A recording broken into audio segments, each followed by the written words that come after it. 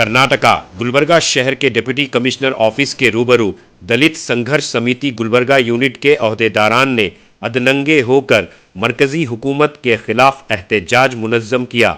मरकजी हुकूमत से मांग की कि ईडी, सीबीआई, आईटी का जो गलत इस्तेमाल हो रहा है उसको फौरन रोकने का मुतालबा किया। तो आइए देखते हैं तफसीली report. Bureau report, Atraf TV Urdu news.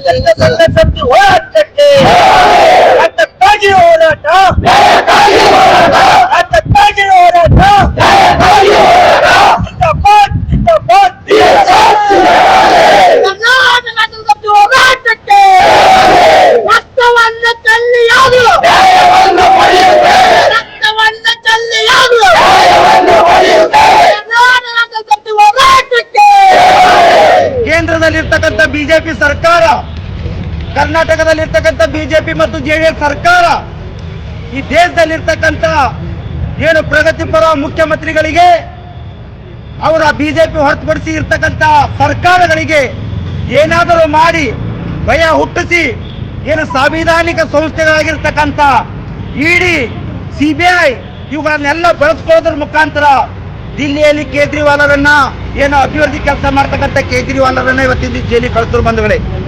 ಅದೇ ರೀತಿ ಜಾರ್ಖಂಡ್ ಮುಖ್ಯಮಂತ್ರಿ ಕೂಡ ಜೈಲಿಗೆ ಕಳಿಸಿದ್ರು, ಹೇಮಂತ್ ಸೋರೆನ್ ಕೂಡ ಜೈಲಿಗೆ ಕಳಿಸಿದ್ರು.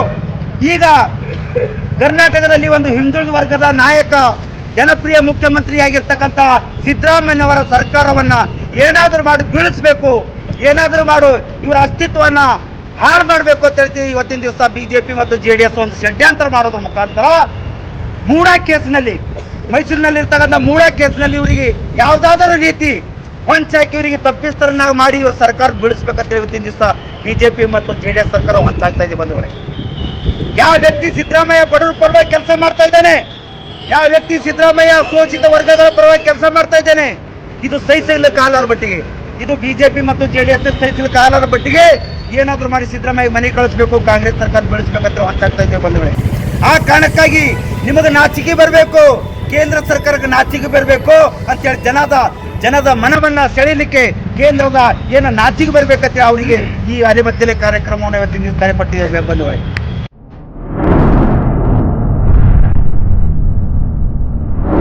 अतराफ टीवी, हर बात सच के साथ।